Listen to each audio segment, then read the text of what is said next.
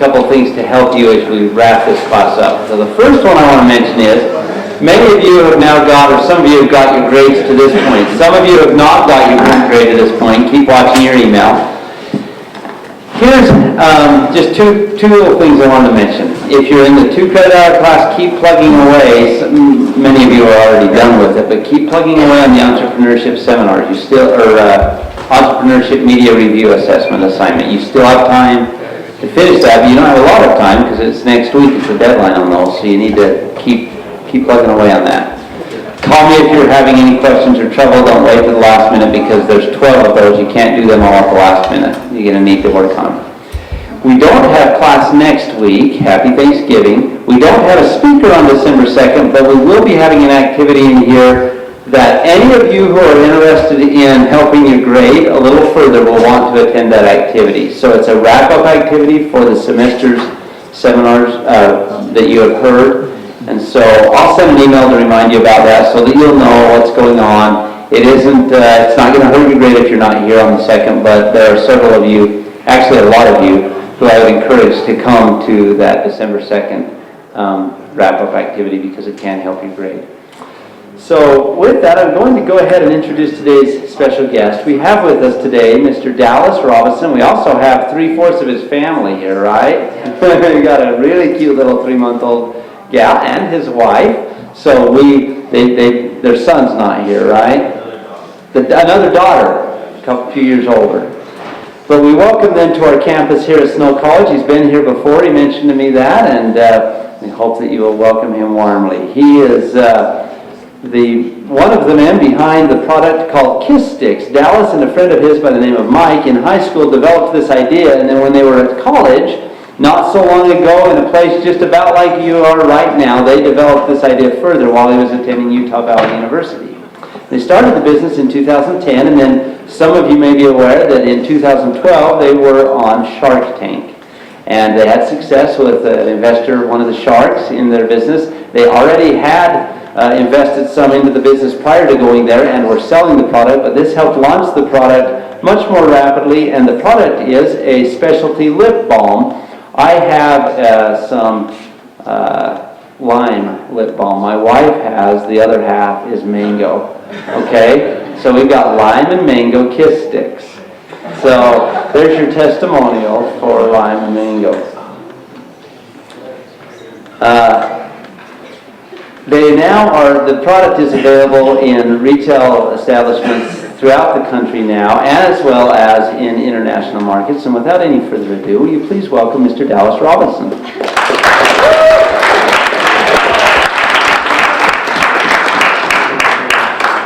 All right, I'm excited to be here. I was a little worried yesterday. I was telling him last 3 days I've had no voice at all. So I was shut down. I got this bad cold and I had absolutely no voice. So today's a little bit better, but I'm going to be a little probably softer spoken than I usually am. So I apologize for that. But this is exciting. It reminds me, like you mentioned, it wasn't that long ago that I was in college myself, and I was sitting in this exact type of scenario. I love the entrepreneurship lecture series or entrepreneurship seminars. I would show up to these and just get excited, get amped, and go out there. And I actually attended every year that I went to college. I went to the entrepreneurship lecture series. So I repeated it like 3 different times, all 3 years that I stayed in college, and it was awesome. So I'm happy to be here. I wanted to talk to you guys a little bit about my company, if this will pop up here.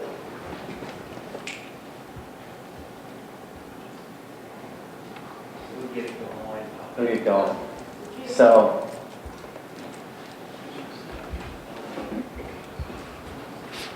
it'll go. Okay. This is the man right here. He said, "You can come fix anything for me." So, this is good.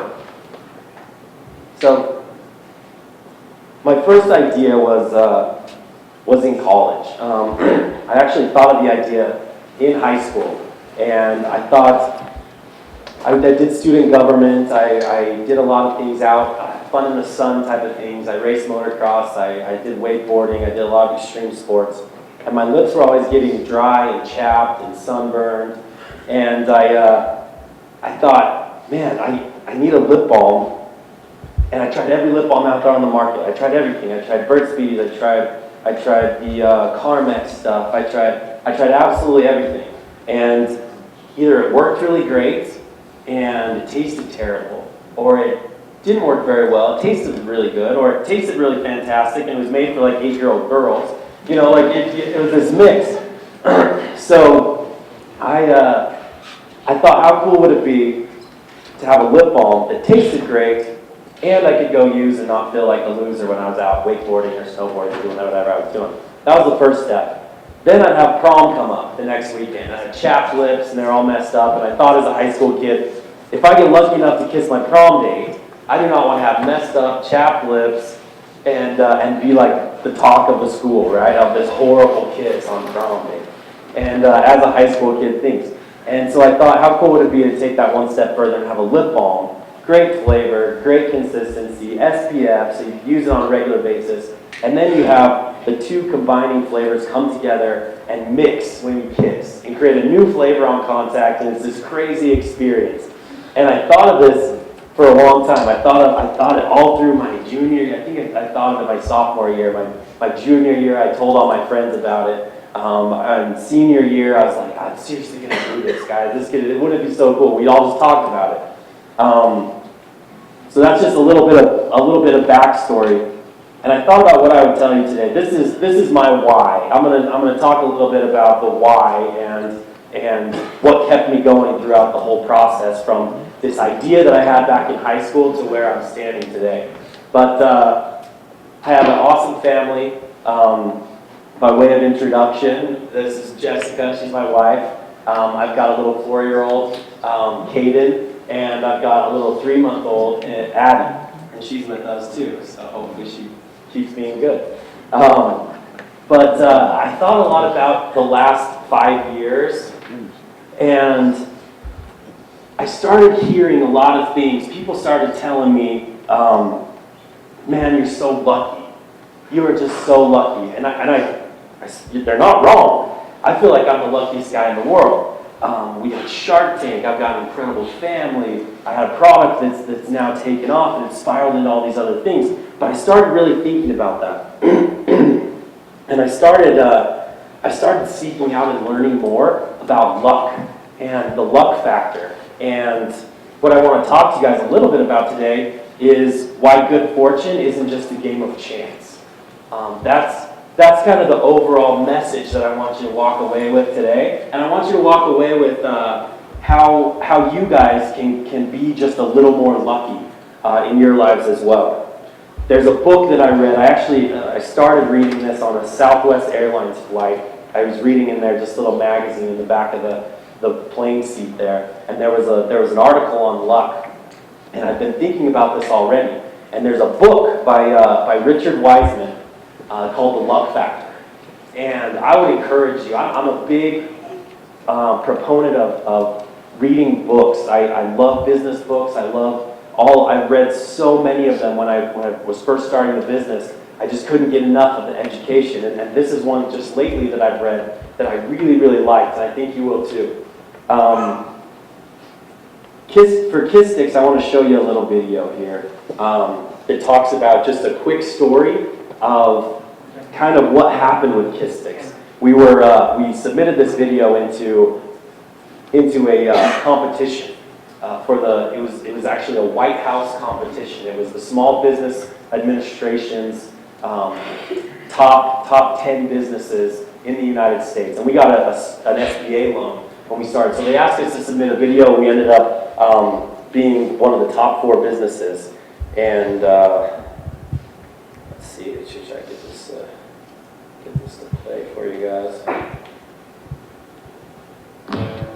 I'm Dallas Robinson, and I'm Mike Bonomo. And this is the story of what happened when we got a $50,000 loan from the SBA. I started out as a scrawny teenager. I tried to learn how to be cool. I learned how to wakeboard. I learned how to ride motocross. I learned pretty much anything to get the attention of the ladies. Finally, it paid off. I got a date. I got nervous. I needed to get rid of my chapped lips. I tried some lip balm. I tried every lip balm. I tried not to gag when I put it on. Then I had an idea. I wanted to create a lip balm that actually worked. I wanted one for me. I wanted one for her. I wanted the flavors to mix on contact when we kissed. I went to college, started a company, talked to some chemists. The chemists developed a formula. The formula had high quality SPF. It had a punch of flavor. I wanted to make sure the chemistry was just right, so we tested. Tested some more. We tested all the time. The formula worked. I got a business partner named Mike. Mike and I called our company Kiss Sticks. We got help from our school. Students designed the logo, the students designed the packaging. We sold a lot of Kiss Sticks. We sold to local retailers. They sold out. We needed more money. We went to the Small Business Development Center where we met Ken. Ken helped us put together a business plan. A local bank looked at that plan. We got a $50,000 SBA loan. We bought more inventory. We sold out. We went on the TV show Shark Tank. Mark Cuban invested $200,000 in Kiss Sticks. We got a meeting with Walgreens. We got a meeting with Walmart. We got a meeting with Target. We took the product nationwide. Now we get inquiries from all over the world. Australia wants Kiss Sticks. Japan wants Kiss Sticks. The UK wants Kiss Sticks. Everyone in the world wants some Kiss Sticks. Mike and I are happy. We're helping our local community. We're helping our families. We're helping our lips. We're helping lips everywhere. All because of that $50,000 SBA loan. Cool. So a little bit of a plug for the SBA there, but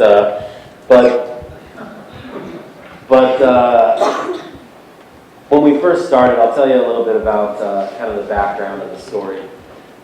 I took the idea, got into college. I was working at my dad's company. My dad has a successful tire business. He does mostly commercial tires, so bulldozers, semi-trucks, 18-wheelers, all that kind of thing.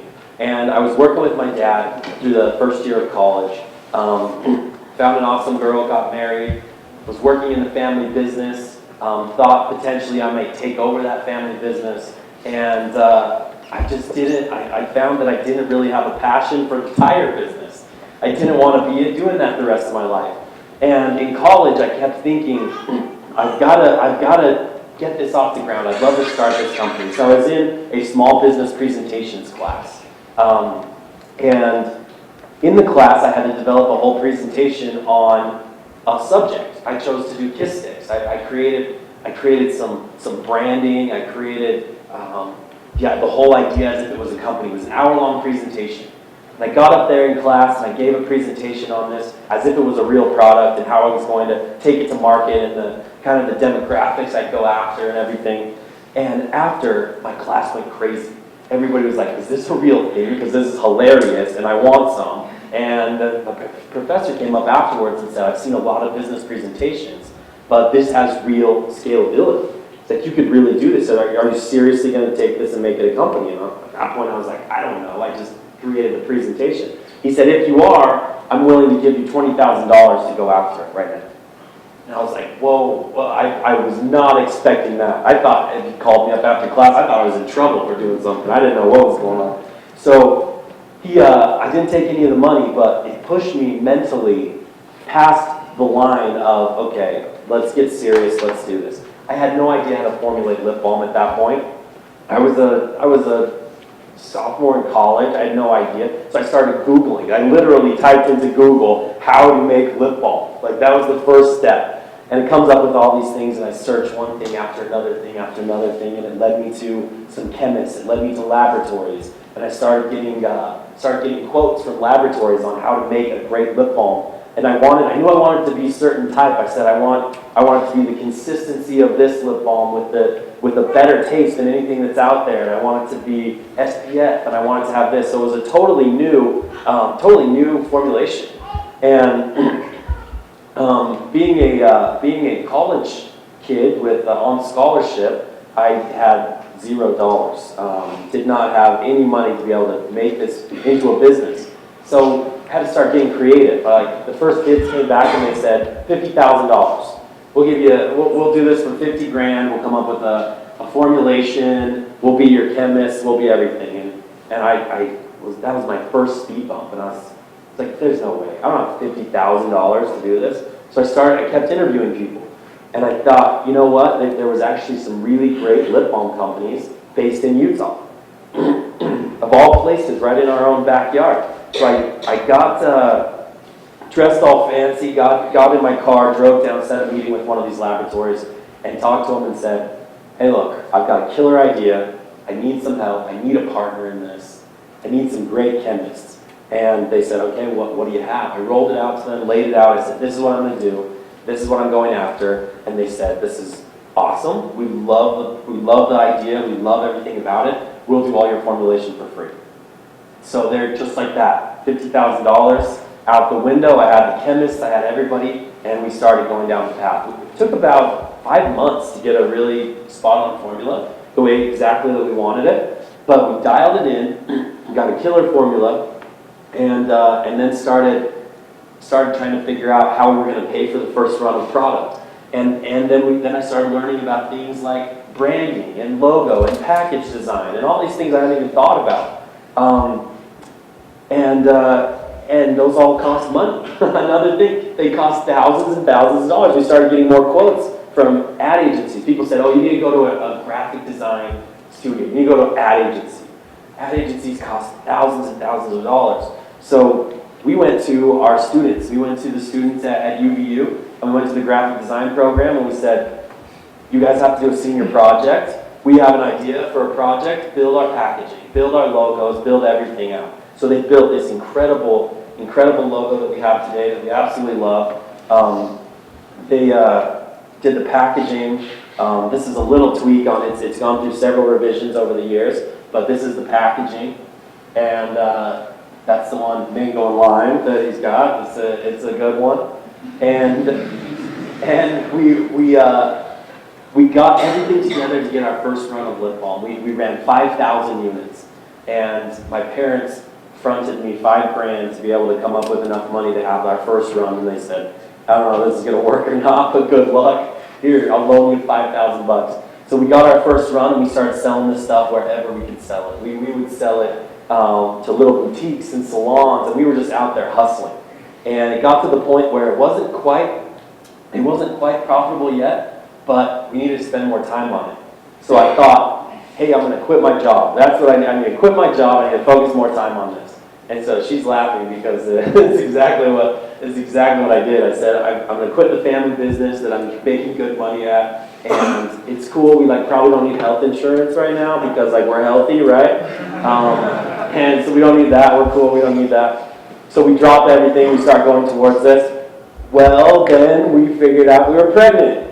So no health insurance, no anything. Now we're going to have a baby. And I'm like, what did I just do? I quit my job. This was so stupid. But talking about motivation, now I've got 8 months to figure out how to make this business work. So I ended up doing kiss sticks during the day, and I still wasn't making enough money. You have to sell so many lip balms, turns out, to make a salary. You got to sell thousands of these things. And these little one-off shops and salons and boutiques and what women want expos were just not enough to cover it. And so I decided I'm going to get another job, but I'm going to get it at night. This is my next brilliant idea here.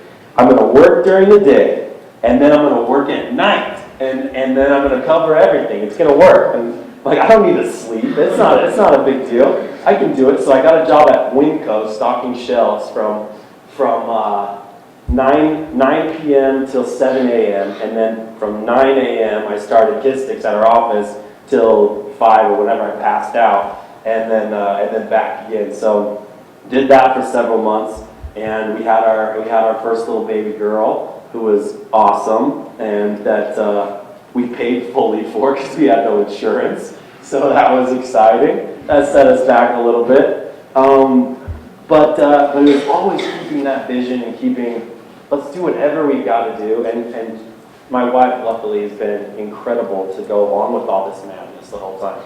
But we always said, it's going to work. It's going to work. We're pushing hard. We're going to make it. And still the company, about 8-9 months into it, the company was doing okay. It still wasn't doing fantastic. We said, we need a boost. We need something. We need a shot in the arm. We need this to be national. I mean, people know about us locally, and not even really locally. I mean, it's very, very small. And so we sat down, and it was me and my business partner at this point. He had joined on, and we said, we've got to do something. And we were looking at each other, and we're like, reality TV. That's perfect, right? It's free. We still have no money. We'll go on reality TV. We'll show this. Millions of people will see it. It'll blow up, and we'll make $1 million. And we started looking at the TV shows that would be good for this product, and we're like, oh, Shark Tank. Shark Tank's awesome. We could totally go get this on Shark Tank. And it was funny. I look back, and I'm like, what were we even thinking at that point? Thinking we had no idea of the process. We had no idea. We were so naive, but that was part of what made it work, is that nobody could tell us that we weren't going to go get it on Shark Tank. We were too naive and too early in on this company for anybody to tell us anything bad. So we were just going after it. And so we decided to go try out for Shark Tank. We showed up in Dallas, Texas to open casting calls. We showed up, and everybody was decked out in their business attire, and they were in suits, and they were in shirts and ties, and just dressed to the nines. Thousands of people. I mean, it was like American Idol for business. I mean, it was wrapped around the whole American Airlines Center, and there's thousands of people, and there's all types of weird folks out there. There's a guy who had tinfoil wrapped around a box with holes poked in the top, and so people couldn't X-ray in and see his invention. Like, I mean, you got all types out there, right? You got all types. So we're standing in line, and we came dressed up nice too. We need to make a good impression. And as soon as we got there, we said, we're just like everybody else. Everybody here is in a suit. Everybody here has dress shoes on. Everybody here looks exactly the same. Why are we cool? What's interesting about us? Well, we're college kids. We don't know what we're doing. And we kind of need to portray a little bit of that young youth kind of fun in our product is a fun, quirky, weird idea. And so we need to portray that. So we busted out of there, and we got little wristbands, so let's come back at 4 o'clock. And we busted out of there. We went to the store, and we put our jeans on, we put our Kiss Sticks t-shirts on underneath our button-ups, and we bought bright green and bright blue Chuck Taylors. So if you've seen our Shark Tank episode, we wear the same, it's very similar thing. So we get up there, and the casting director says, we're running super behind, guys. We have so many people here. You have 30 seconds to tell me what your business is. At this point, we waited 8 hours in line. And there's 5 businesses standing around a table like this. There's 5 people standing there, and she's like, okay, go, 30 seconds. And so this person's it's just going bad. You can tell it's not working out. It's going downhill fast. And then she's like, okay, thanks, this person. And we're standing in the middle. And the person was like so pitched, and she comes to us, and she's like major underdressed. She's just like, okay, tell me what you got. And so we rip off our button-up shirts, and we've got our Kiss Sticks t-shirts and our bright blue Chuck Taylors, and we're like, hey, we got Kiss Sticks, it's a lip balm, it comes with 2 compatible flavors. We're just pitching our guts out, right? Just pitching our guts out. And 30 seconds pass, and she lets us keep talking. And a minute passes, and she gets this stupid smile on her face, and she's like, hold on. She's like, is this for real? And I'm like, I don't know what that means, but yes, it's for real. I don't know if that's good, I don't know if that's bad, but it is so for real. And she's like, do you have sales of this stuff? And we're like, yeah, we got sales. We have like $50,000 in sales. And she's like, where are you selling this? And we're like, anywhere we can. Right? We were setting up in the hallway, like we're selling this somewhere. She's like, I like that, that's cool. She's like, this is interesting. Hold on a second, I gotta listen to everybody else. So she listens to everybody else. And she's like, hang out with me for a minute. Everybody else, if we're interested, we'll give you a call. Like the typical, we're never calling you. And she says, you guys hang with me for a second. We're like freaking out now, and she holds us back, and she says, I like what I see. I need you to make a video. I need you to, here's some points. I need you to cover all these in the video. You need to go home. I need to have this on Monday. And this is Saturday. I'm like, I don't even know if there's like a FedEx that can get it to LA on Monday, but we're gonna get some there. So we go all Sunday. We make our video. We edit it. Luckily, I knew how to a little bit of editing experience, and we cut in some dramatic music. And it was like during dramatic parts. We have a family. We're doing this. We're go USA. Entrepreneurs. Like we just hammed it up. And we're like, we're great for TV. Like, you have to have us on. And they got the video, and they watched it, and they called us right back. And they're like, this is entertaining stuff, guys. Like, you may have overdone the video a little bit, but this is cool stuff. This can be good TV. And we started through the process. 4 months later, it took 4 months to get through the whole process. Multiple auditions, multiple video auditions. They really had to make sure we were genuine, that legally we checked out, and everything was good. But then they invited us to go pitch the Sharks in LA, which was crazy. You only see about 8 minutes of what happens on TV. We were in there for an hour and a half, and they were just grilling us on everything. They knew everything about us. They knew everything about our education. They knew what kind of students we were. They asked questions about our family life. They asked questions about our focus and our drive and every bit of our numbers. They had to know everything about the business. And we had prepared. I mean, we watched every episode of Shark Tank. I can't even watch it anymore because I've watched so much Shark Tank that we watched everything just preparing. We knew the investors. We knew their type of portfolio businesses they liked. We targeted the investors based on that. We over-prepared. People were out partying the night before. They were out going crazy, and they invited us out, and we're like, no, we're staying in the hotel, and we are practicing our pitch. We are not going to freeze up on national television.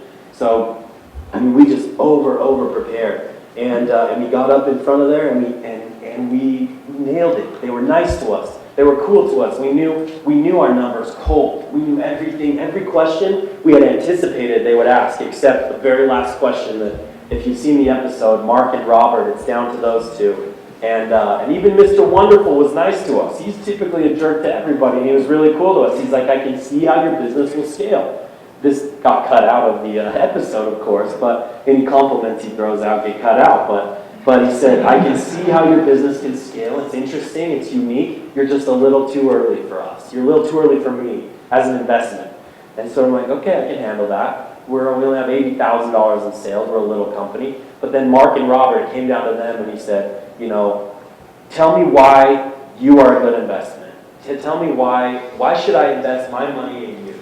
And that's really the only question that we didn't think about, that we didn't anticipate right there was the question. And we just jumped in and said, hey, we're the hardest working people you ever meet.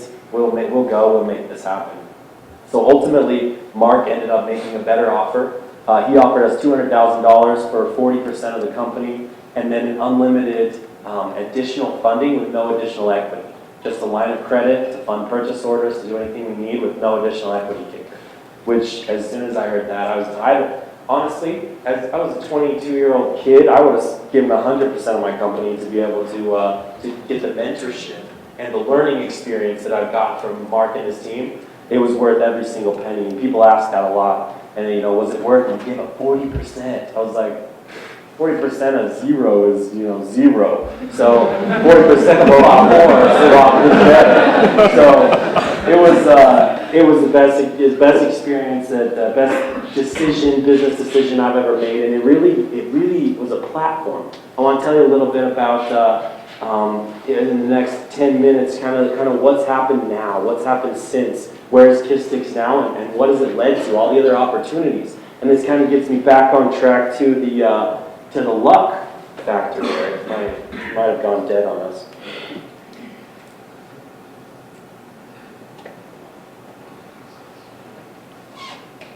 While he comes to fix it up, I'll tell you a little bit about where Kistix is today. So we grew. We got into Walgreens. We got into 8,500 Walgreens stores nationwide. We got a test in Walmart that actually did really well, but we ended up learned so much about retail. We ended up having buyer changes and things switched out, and even though it did well in the test, it didn't get full chain distribution. But we got into Target. We've done some deals with Target. We jumped international, which has been super awesome. We just did a big deal in Korea. We sent a whole bunch of Kistix to Korea. We've sold in Australia. We've sold in over, we're up to 17 different countries now. In the Baltic region alone. There's 3 countries in the Baltic region that I hadn't even really heard of before we started this that called us up and said, hey, I saw your product. I want to sell your product. And so we started distributing all over the place, which has been exciting. And back to people keep telling me every time I turn around, you're so lucky, man. That's such a lucky break. And I think really, was it luck? Of course, there's a little bit of fortune, I think, in it. But I look at what we did to get on Shark Tank. We showed up to the audition. We over-prepared. We saw the opportunity to stand out. And we saw that everybody else is doing the same thing. We backed that off. There's a lot of things that we did without kind of realizing it. And in the book, it talks about there's really guiding principles of lucky people. The book is 8 years of research crammed into one little book. And it's real deal research. I mean, it's people who consider themselves lucky or people who consider themselves unlucky people. And they interview these people and they give them different tests and they take all of the things and they put it into a book and they say lucky people, they notice and they act upon chance opportunities in their lives. That you have to be in the right state of mind to consider yourself a lucky person. There's 3 things, and I've seen this to be completely true in my life, that lucky people do. You build and maintain a network of luck. You have a relaxed and stress-free attitude towards life, and then you have openness to new experiences. Those 3 things will change your life. The first personality trait of lucky people is that they're extroverts, okay? They're outgoing, they seek to build relationships, they spend a considerable amount of time outside what we would call the comfort zone, if you will. They have social magnetism. This was interesting. They found, and this is the facts out of the book, lucky people smile twice as much as unlucky people do. It's interesting, right? A couple of my experiences, a couple of my lucky experiences. I was not really an extrovert. You could kind of say, you're born an extrovert or you're born an introvert. You know, that's kind of how it is. I was not really an extrovert. I didn't really love to go network for the sake of networking. Or when I learned about networking in school, they're like, you need to go learn how to work a room. You know, I was like, that sounds terrible. I did not want to do that. That's awful. But I knew I had to get comfortable with that. So I started going to networking events. There were networking events all over Salt Lake Valley and Utah County, and I found out that they let you go twice for free. So I'd show up twice, and then I'd bounce to the next one. And they let you give your pitch for 30 seconds. You get to pitch yourself or your business. So you stand up, you say, hey, I'm Dallas Robinson, I got Kiss Sticks lip balm, I do this and this and this and this, and then I met everybody in the room. And I started finding out, okay, it's not about working the room. It's not about networking for the sake of networking. I found that I'm genuinely interested in what people are doing. I'm interested in their products. I'm interested in their businesses. And it's fun for me to hear what's going on. And that was exciting. I said, that's what I need to do. And that's connected me to people. I learn about what they're doing and I see what I can do. What connections do I have that can help that person? And then now all of a sudden it's not networking, it's just fun. Some of the cool experiences up here, the most fun that I've had because of networking. We got to work with a country artist named Danielle Peck on a fun website we had up, and we collaborated on this campaign called How to Kiss, howtokiss.com. It was really cool. Mark Cuban helped in it. We were able to work on a fashion line for Michael Jackson's daughter. Paris Jackson, she's down here in the corner. That's Michael Jackson's mom, and Paris Jackson, his daughter. We had this idea for a handbag company, and within 24 hours, we went from a handbag company to an apparel line, and 48 hours later, we were sitting in the Jackson's home. And just because of networking, and they said, yeah, Paris doesn't have a line yet, she's interested in looking at something, do you want to come out here and pitch it to her? We're just like, whoa, this is crazy. So we flew out there, pitched it. She absolutely loved everything. We hooked her up with Neff brands. We had Sean Neff come in on that collaboration, and it was just a really, really cool experience. Unfortunately, she wasn't in the right frame of mind to be able to do a business deal. She actually had some personal issues shortly thereafter that we weren't able to put a full deal together, but really great experience. Meeting them, putting it in front of them, having them absolutely love it. We had this really cool apparel that we had pitched to Forever 21 and some companies that was Michael Jackson inspired. for young girls, for teenage girls, teenage and college age girls, that she would be a perfect, it kind of was a nod to Michael Jackson's crazy outerwear, but it was really, really fun and hip items. We were able to meet at Larry King's house. While we were out in LA, we had a meeting with Larry King. We were able to sit in his awards room, which is this amazing room with all the awards that he's ever won. And we got to ask him, what out of all these is your favorite award? What is the coolest thing? And he said, pull that one off the wall. So we pulled this letter off of the wall, and it's actually a letter from Frank Sinatra to Larry King that talks about how great of a reporter he is, how great he is in his field. And Frank actually did not like to be interviewed. He really didn't like it, but he said the only person he liked to be interviewed from or by was Larry King. That was really cool. We got to read that right in front of him in his home, which was wild. This is Sally Fitzgibbons. She was a former Red Bull athlete. She's a surfer. She's the #2 surfer in the world. We were able to meet her through connections. We were able to get her to come go from Red Bull and come over to our new company, which is Coco Joy, which is a coconut company. She's all about living healthily and having a health in her life, and so she bounced from Red Bull and came over to us, which was awesome. And then I was able to speak to a group of inner city kids in Nashville, and got to speak to them about entrepreneurship. They're high school kids, underprivileged, what we would consider underprivileged kids who want to make it in life. And you would believe it. These amazing group of kids who are trying to figure out how to be entrepreneurs, who are sitting there in high school amidst problems that a lot of us had never maybe even thought about. I mean, they've got every problem you can imagine, from family issues to drug issues to things in the home that you would never even imagine. And they're here, and I got to meet with them for a couple of days and hear about their ideas and judge a competition of entrepreneurs. And it was just an incredible, incredible experience.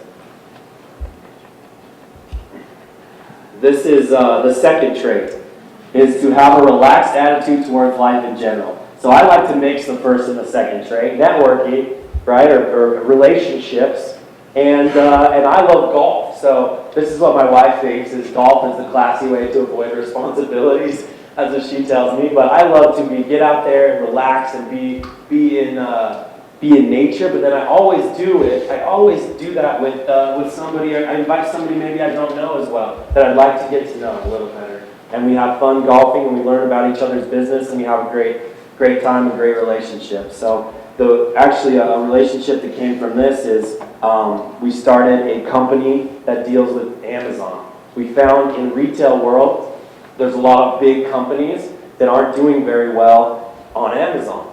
They're doing fantastic in retail, but they're just not killing it on Amazon. And we said we could fix that. There's white space there. So actually met a guy on the golf course, and we started talking about this 3 years ago. We thought we should fix this. We should create a solution. So we created a company. We hired an Amazon expert on, and today we have a company that we have a bunch of clients that we help them take their listings, and we take whatever the products are, we take them, put them on Amazon, and we ramp up their sales. We manage the whole thing for them. They don't even have to touch it. They keep doing what they're good at. We take it on for them and boost everything. So, and it was all from meeting somebody on the golf course. And it wasn't forcing it. It was just talking about it. It happened over 3 years. It wasn't immediate, but it was a really, really great experience. Something from the books, it says, people who are consider themselves lucky, they have a relaxed and happy attitude towards life in general. People who consider themselves unlucky are stressed and anxious about everything. They don't notice opportunities because they're so focused on trying to find what it is they want to find instead of just finding what is. What is the situation? What are you currently looking at? They're so busy trying to find their own thing that they miss everything else around them. And they miss really great opportunities. So, openness to new experiences. This one's cool. I like to think of it like life's like an orchard, an apple orchard. You go out there with your bushel, and on the first day, you can pick apples from anywhere you want. You can go anywhere in the orchard, you're going to find apples. You go out the next day, and you go to the same spot. Maybe you'll still find some, but you keep going to the same spot day after day after day after day, and you're going to run out. You're going to run out of apples. You got to go to the far side. You got to go to the right side, the left side, the back side. You got to find every place. And in life, it's the same way. Openness to new experiences. This is Willie G. He's the poet of Central Park. Typically, when I'm in New York, I'm there a lot because we're one of the founding sponsors for New York City Football Club. That play in Yankee Stadium, where it's a brand new soccer team out there. So I'm there all the time. This is a guy, and he approached us in Central Park and just started talking to us. And typically in New York, I don't really stop to talk to people that just approach you and start just chatting. It's not really the best thing to do. But we started talking to this guy. I was with Jess, actually. We were hanging out, and we started talking to him, and we were just kind of open to what he was saying. And he turns out he's a poet. He does this for a living, and he sells his poems. He's out there hustling and selling his poems, and we started reading his poems, and it was incredible. Like, the stuff that this guy was talking about was awesome. And we purchased one for $10, and we talked about his life and what it was like, and how does he make a living? What are the winter months like? We found out all about Willie G and the poet of Central Park, which was incredible. And I never would have been open to that experience, and I never would have taken away a really cool poem about being kind and how to love a human being and how to not judge. And it was all this really interesting stuff if it would have just brushed this guy off. Opportunities. When you start putting these things together, put all these three principles together, and you start to have opportunities. I'll say it again, I'm the luckiest guy in the world. I'm the luckiest. I've had so many incredibly lucky experiences, and it starts to create opportunity. From my distribution of Kiss Sticks in Australia, I met a company, a food and beverage company. It's funded by Saudi money, very deep pockets. They were not yet in the United States. I talked to them. I started consulting for them for a couple of months. They came to me after a couple of months and said, this is incredible. I want to launch in a big way in the United States. I want you to help develop products for us. I want you to help create relationships for us. And I want to just build a massive company in the U.S. So fast forward, that was 12 months ago. Today we have Flavor and Life, which is the food and beverage company now that I operate. All types of awesome, healthy products. We've got everything from kids' drinks that we license with Disney, healthy kids options. This one's a tropical juice, but we do coconut water.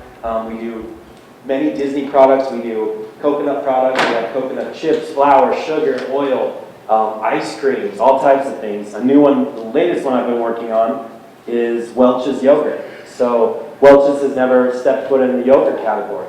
And because of the business we do with Walmart, we knew Walmart was looking for a yogurt partner. So we went to Welch's, we were able to structure a deal, and we said, let us take on your yogurt. So Welch's gave us the reins, handed us the reins, and said, awesome, go launch it everywhere. So 2016, you'll see Welch's yogurt, both Greek and non-fat yogurt in stores all around the United States. So kind of the last thing, and we'll jump into some kind of questions and answers, is optimism. Luck is simply a matter of believing you are lucky. Lucky people expect to be lucky. Why would you not be? You expect your good fortune to continue. Why would it stop all of a sudden? Why would you switch to be an unlucky person? A quick personal story before we jump into question and answer.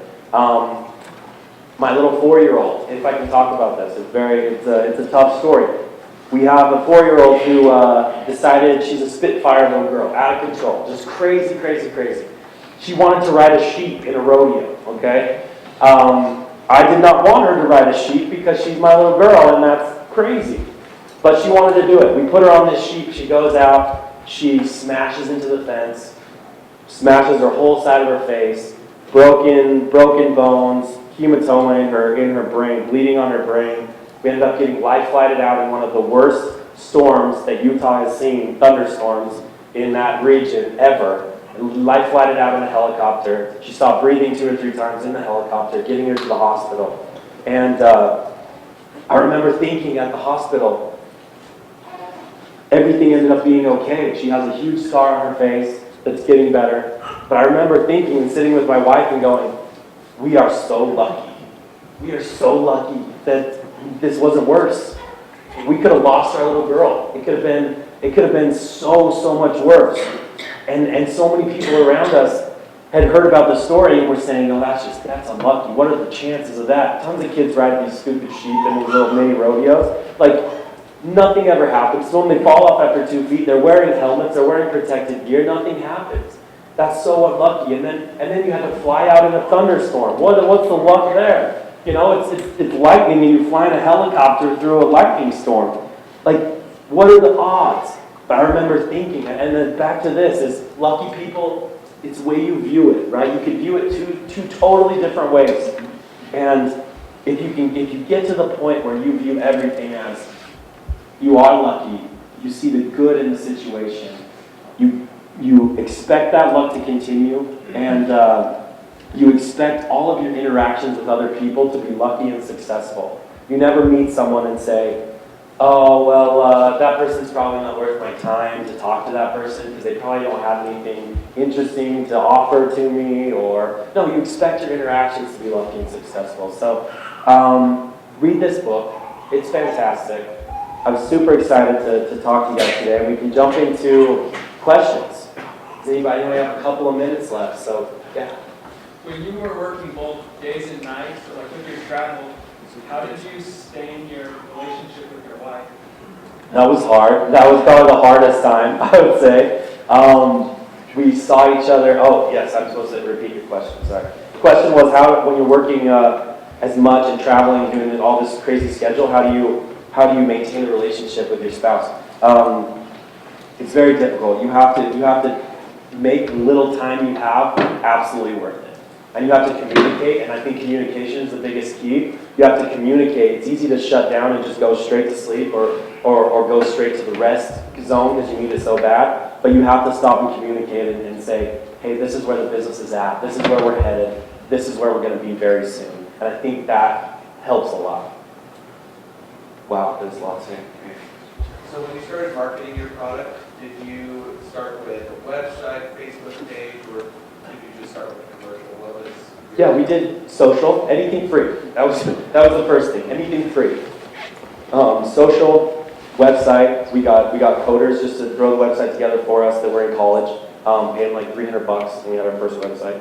And now it's a little different on some of these bigger projects now. We'll still do all the free stuff first, but then we'll launch into social campaigns, and then we'll start, as we grow and are nationwide, we start advertising, we start commercials, we start TV, we start all the big spends later. It takes usually a year to get to that point.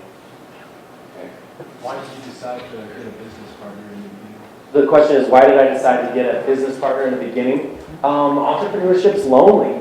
It's difficult to do by yourself. You need somebody to bounce ideas off of. You need somebody to be there through the thick and thin of it with you. It's so hard to do by yourself. And so that's really why I ended up with a business partner, so we could figure it out together. Let's go.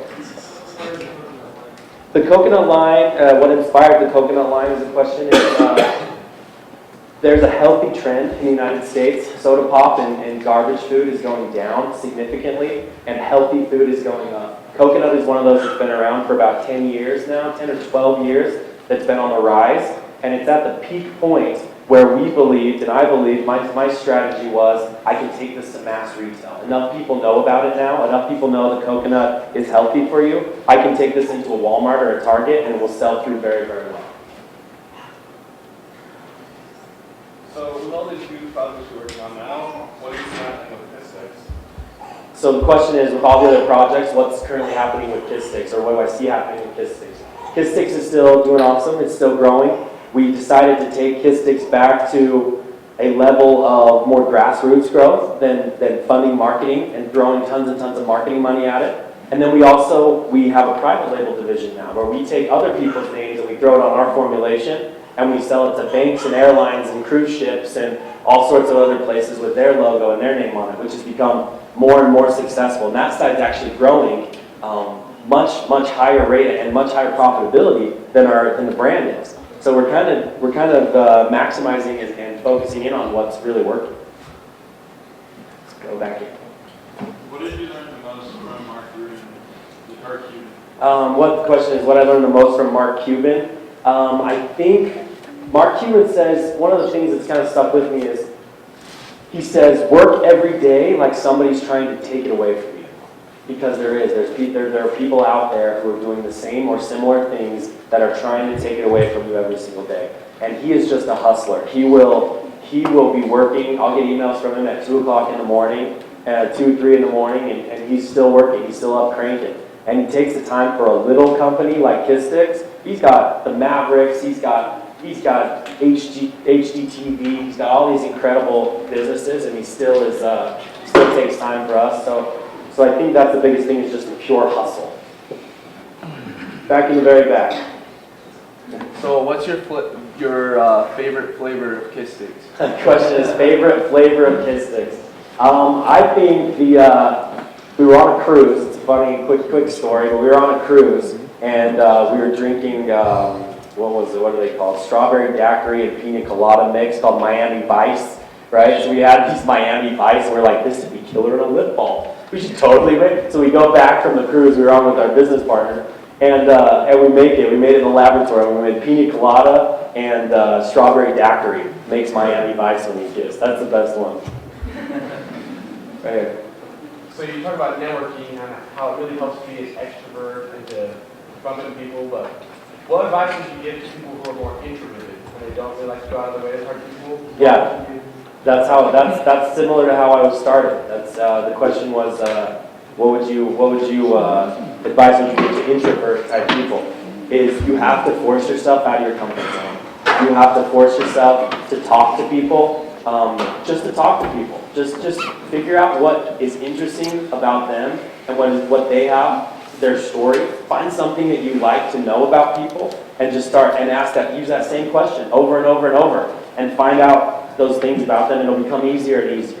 You'll find that your introvert type personality, you can change. You can switch that. You can mold that.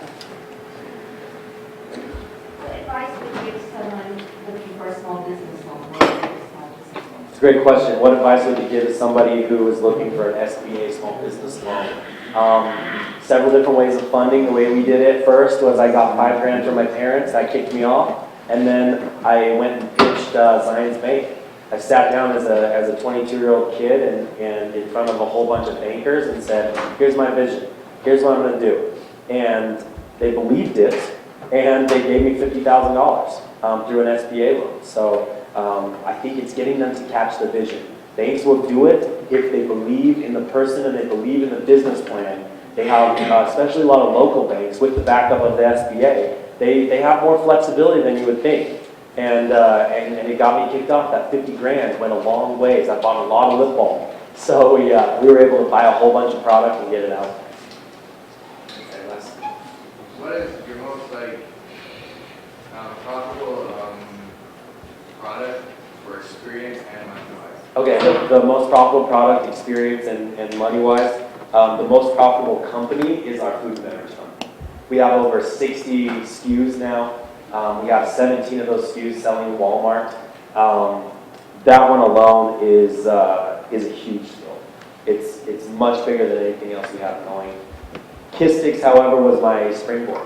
I learned everything about. I wouldn't have been able to help other companies and do consulting like I do now if I wouldn't have learned and kind of gone through the hard phase myself and learned how to deal with retailers and learn how to do that kind of thing along the way. What's that? The name of the book is The Luck Factor by Richard Wiseman. Okay. Well, we'd like to give a big hand to Dallas Robinson. Thank you so much. We're so grateful for your insight and inspiring us. It's a wonderful way for us to wrap up our presentations from guests this semester at our Entrepreneurship Seminar. Watch your inbox, and I won't see you next week. Have a great Thanksgiving. I'll see many of you the following